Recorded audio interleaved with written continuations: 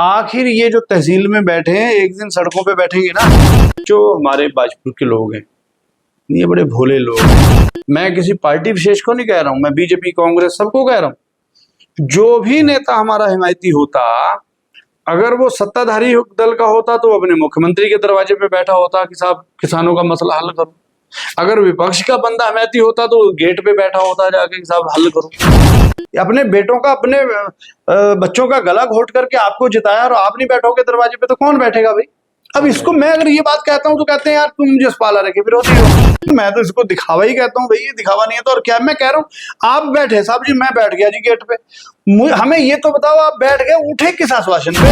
उन्होंने स्वीकार किया कि वो 40 साल से भारतीय जनता पार्टी के साथ हैं और अरविंद पांडे के साथ हैं, उन्होंने सारी चीजें स्वीकार की हैं। नमस्कार दोस्तों, मैं हूं सुशील कुमार, आप देख रहे हैं प्राइम उत्तराखंड न्यूज। आज हमारे साथ जुड़े हुए हैं जगतार बाजवा जी, जो कि पूर्व में किसान आंदोलन में अहम भूमिका निभा चुके हैं। जगतार जी, प्राइम उत्तराखंड न्यूज में आपका स्वागत है। बहुत बहुत धन्यवाद आपका। जगतार जी, बात करी जाए बाजपुर के 20 गांव मुद्दे को लेकर। बाजपुर के 20 गांवों की भूमि को लेकर एक लंबे समय से आंदोलन चल रहा है, लेकिन अभी तक लोगों को उनकी मालिकाना हक नहीं मिला। इसको लेकर क्या कहना है? ये ठीक बात है आपकी। पिछले 4 वर्ष हो गए हैं, लोग परेशान हैं और 14 महीने से बाजपुर की तहसील परिसर में बैठे हैं और इन 4 वर्ष में लोगों का कितना नुकसान हो चुका है इसकी कल्पना मुश्किल है। लेकिन एक अंदाज़ा लगाया जा सकता है कि लोगों के मकान अधर में लटके पड़े हैं, बच्चों की पढ़ाइयाँ प्रभावित हो गई, जो लोगों के छोटे कारोबार चल रहे थे बैंक के माध्यम से वो सारी आर्थिक गतिविधियाँ रुक गई, पढ़ाई प्रभावित हुई, बच्चों की जो एजुकेशन लोन लेना था वो नहीं मिला। तो यानी कि पूरी तरीके से जो ताना बाना था बाजपुर के इन 20 गांव के इस क्षेत्र में रहने वाले लोगों का वो बिगड़ गया।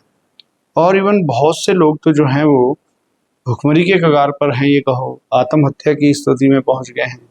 इसमें से 2-4 लोग जो हैं वो हार्ट अटैक से भी बेचारे खत्म हो गए और अब भी चल रहा है, लेकिन सरकार अभी ध्यान नहीं दे रही इसमें। बात करी जाए गाजीपुर बॉर्डर पर चले किसान आंदोलन से अधिक समय बीत चुका है और सरकार के कई आश्वासन भी फेल हो चुके हैं। हाँ, सरकार ने लगभग ये 14 महीने में ही न जाने मेरे ख्याल से आधा दर्जन बार सरकार ने कहा है और इवन मुख्यमंत्री जी ने स्वयं कहा कि इस मामले को हम हल करेंगे, और लेकिन अभी तक नहीं हुआ। और इसलिए लोग जो है बाजपुर के वो चिंता में भी हैं और निश्चित रूप से अगर ये हल नहीं होगा तो आने वाले समय में बाजपुर को कहो, पूरी तराई को कहो, एक बड़े आंदोलन की जो ये है रूपरेखा बन रही है, ये आधार बन रहा है। अगर सरकार ने यही उपेक्षित रवैया रखा तो निश्चित रूप में ये बाजपुर का आंदोलन जो है एक बड़ा आकार लेगा।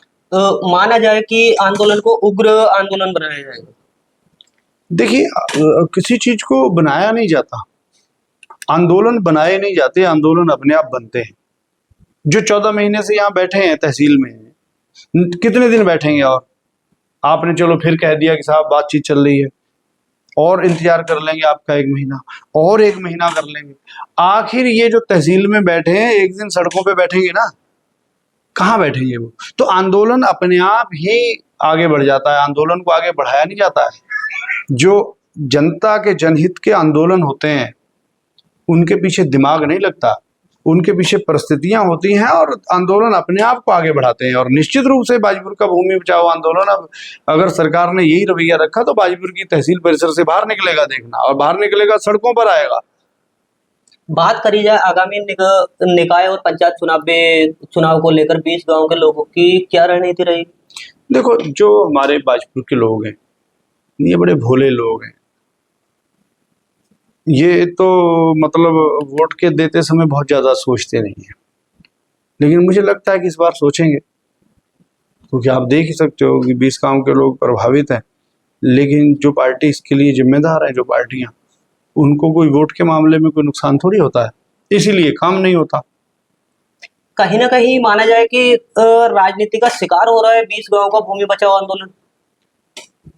देखो, मैं इसको राजनीति का शिकार कहूँ या क्या कहूँ, मैं इस पे बहुत ज्यादा उस तरीके से नहीं कह सकता, क्योंकि मैं हमेशा सकारात्मक सोचने वाला व्यक्ति हूँ। ये स्वभाव होता है, जिसने राजनीति करनी है उसने राजनीति करनी है। चाहे वो आंदोलन हो, चाहे वो किसी का शादी ब्याह हो, कुछ हो, तो भी उसने राजनीति करनी है। और जिसने सामाजिक चिंतन करना है, जिसका चिंतन सामाजिक होगा, जिसका चिंतन हालातों के हिसाब से होगा, तो वो उस तरीके से चिंतन करेगा। तो ये आंदोलन जो है, सिर्फ ये कहो कि यहाँ के जो हमारे लोग हैं, हमारे जो ये कहो कि हमारे वरिष्ठ जो पीढ़ी है, हमसे आगे वाली जो पीढ़ी है, वो भोले लोग हैं, वो नेताओं की बात में आ जाते हैं, जो मैं महसूस करता हूँ। और नेता जो है वो उसको अपने तरीके से सोचते हैं। भी आप देखिए कि 4 साल में अगर कोई नेता हिमायती हमारा होता, कोई भी, इवन मैं किसी पार्टी विशेष को नहीं कह रहा हूं, मैं बीजेपी कांग्रेस सबको कह रहा हूं, जो भी नेता हमारा हिमायती होता, अगर वो सत्ताधारी दल का होता तो अपने मुख्यमंत्री के दरवाजे पे बैठा होता कि साहब किसानों का मसला हल करो। अगर विपक्ष का बंदा हिमायती होता तो गेट पे बैठा होता जाके कि साहब हल करो, है ना। तो ना सत्ता पक्ष वालों नेताओं को बहुत ज्यादा चिंता है, ना विपक्ष वालों को चिंता है। लेकिन विपक्ष में पूर्व में यशपाल आर्य जी विधानसभा में बैठे थे, जबकि किसानों द्वारा कहा गया था कि जो विधायक यशपाल आर्य जी हैं, उनको विधानसभा में जाकर बैठना चाहिए और ये मुद्दा उठाना चाहिए। उन्होंने ये मुद्दा भी उठाया था। देखो यार, मेरा ना, एक तो मैं आपको स्पष्ट कर दूं, मैं जब कोई बात करता हूं तो उसको इस तरीके से नहीं समझा जाना चाहिए कि मैं किसी का विरोधी। यशपाल आर्य जी नेता प्रतिपक्ष हैं, बड़े नेता हैं, उत्तराखंड के, सम्मानित हैं सबके लिए, और हम भी उनका मान सम्मान करते हैं। लेकिन बाजपुर का बाशिंदा होने के नाते मैं ये पूछना चाहता हूं कि जब आप विधानसभा में बैठे थे तो उठे किस आश्वासन पर? फिर क्या इनको कह दिया कि भी मामला हल हो गया, आप उठ जाइए? आज तक उन्होंने ये नहीं बताया कि बैठे तो थे, उठे किस, क्या हल करवा के उठे वो? चलो उठ गए थे तो दोबारा बैठने से किसने मना किया था भाई? यदि माना जाए कि यशपाल आर्य जी को कंटिन्यू वहां पर बैठना चाहिए, मैं कह रहा हूं अगर मैं बाजपुर का प्रतिनिधि होता तो मैं मुख्यमंत्री के दरवाजे से तब उठता जब बाजपुर के लोगों को अधिकार मिल जाते हैं उनके। बाजपुर के लोगों ने चुना है और 3 बार चुना है, किसका जिम्मेदारी बनती है भाई? कौन बैठेगा मुख्यमंत्री के दरवाजे पे? 3 बार यहाँ के लोगों ने, यहाँ के मतलब स्थानीय लोगों का, अपने बेटों का, अपने बच्चों का गला घोट करके आपको जिताया, और आप नहीं बैठोगे दरवाजे पे तो कौन बैठेगा भाई? अब इसको मैं अगर ये बात कहता हूं तो कहते हैं यार तुम यशपाल आर्य के विरोधी हो। मैं उनका क्यों विरोधी हूँगा? मैं ये कहना चाहता हूं जो जिम्मेदारी आपको लोगों ने दी है, आपको उसको पूरी शिद्दत से निभाना चाहिए। आपसे उम्मीद करते हैं लोग, और आप इसमें सक्षम हो, आप इस लायक हो कि आप सरकार को हिला सकते हो, इसलिए उम्मीद करते हैं। और ये बात मैं कहता हूं, और इसको इस तरीके से कोई पेश करता था हम विरोधी हैं, हम किसी के विरोधी नहीं है, लेकिन हम बाजपुर के साथ हैं। बाजपुर के हित की बात होगी उसमें करेंगे, और जो बाजपुर को नुकसान जहां पहुंच रहा होगा वहां बोलेंगे और खुल के बोलेंगे। पूर्व में भी एक किसानों द्वारा बैठक की गई थी। बैठक के दौरान एक निर्णय निकला था कि बीजेपी का यदि कोई भी नेता आता है तो उसका बहिष्कार किया जाएगा। क्या आगे भी किसी प्रकार से कोई रणनीति इस तरह से बनाई जा रही है जिससे कि सरकार को जल्द ही इस मुद्दे पर कोई कार्य? देखिए, वो जो मीटिंग हुई थी उसमें ये तय हुआ था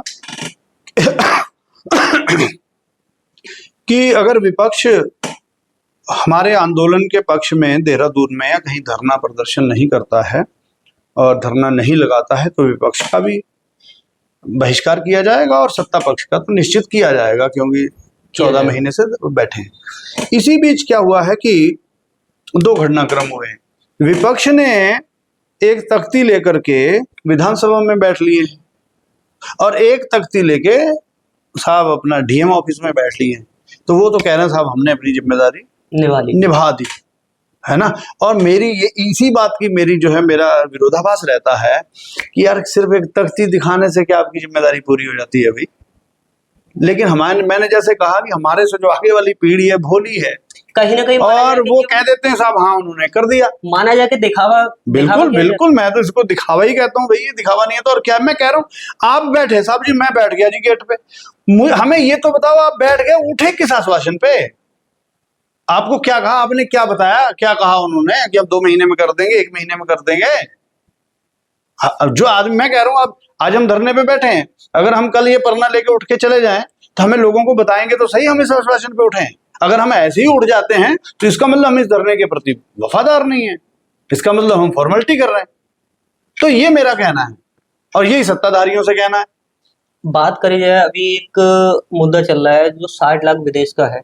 विदेश के मुद्दे को लेके किसान आंदोलन के दौरान 60 लाख रुपए आने का एक मुद्दा चला है, जिसको लेकर आज किसानों की बैठक भी हुई है। उसमें क्या सच्चाई निकल कर सामने आई है? देखिए, मैं इसमें आपको बताऊं, जब किसान आंदोलन चल रहा था तब भी किसान आंदोलन को बदनाम करने के लिए बहुत सी साजिशें रची गई और वो अब तक जारी है। खास करके इसमें जो सत्ता पक्ष के लोग हैं वो इसमें अपनी भूमिका अदा करते हैं।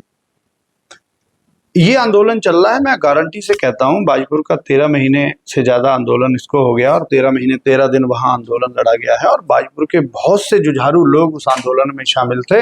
बाजपुर के बहुत से लोग इसमें शामिल हैं।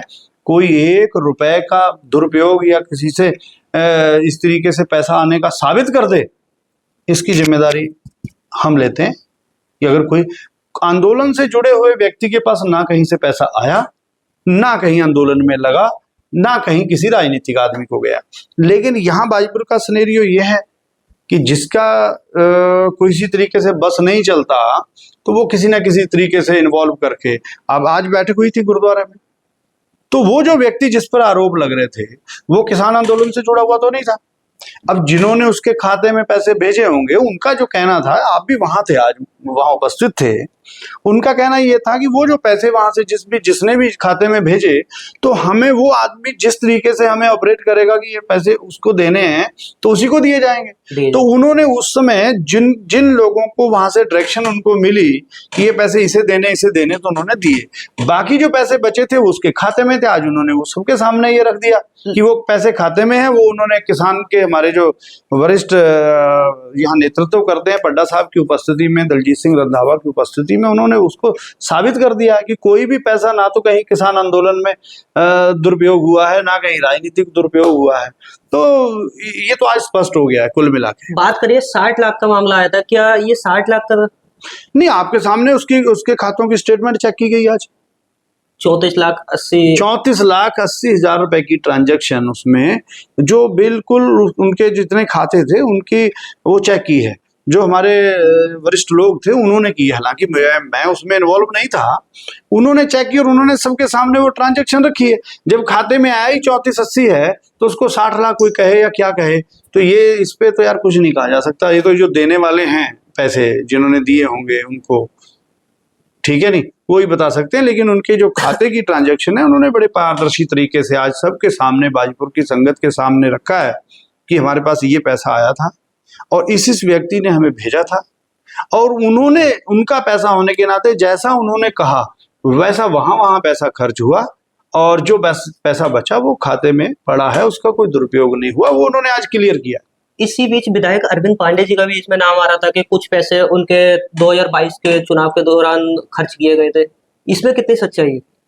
देखिए साहब, उसके अकाउंट की डिटेल के हिसाब से तो इसमें 1% भी सच्चाई नहीं है, क्योंकि जो पैसे आए थे जहां जहां गए वो उन्होंने क्लियर कर दिए। उसमें तो कहीं अरविंद पांडे का नाम नहीं आया और बाकी पैसे खाते में बचे हैं।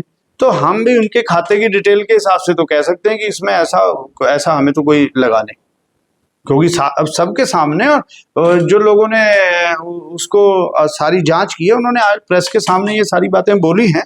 तो इसलिए मुझे उस विषय पे तो यही कहना है कि भाई वो जो भी था क्लियर, जिस पर भी आरोप लगा वो उन्होंने स्वीकार किया कि वो 40 साल से भारतीय जनता पार्टी के साथ हैं और अरविंद पांडे के साथ हैं। उन्होंने सारी चीजें स्वीकार की हैं, लेकिन उनके खाते से जो पैसे की ट्रांजैक्शन है वो किसी भी राजनीतिक आदमी को नहीं गई है, ये उन्होंने ये भी साबित किया। जगतार बाजवा जी, प्राइम उत्तराखंड न्यूज में आपका बहुत बहुत धन्यवाद अपना कीमती समय देने के लिए। बहुत बहुत धन्यवाद आपका। उत्तराखंड की बड़ी खबरों को जानने के लिए जुड़े रहिए प्राइम उत्तराखंड न्यूज के साथ। हम कराते रहेंगे आपको उत्तराखंड की हर छोटी बड़ी खबरों से रूबरू। उत्तराखंड की बड़ी खबरों को जानने के लिए जुड़े रहिए प्राइम उत्तराखंड न्यूज के साथ। हम कराते रहेंगे आपको उत्तराखंड की हर छोटी बड़ी खबरों से रूबरू।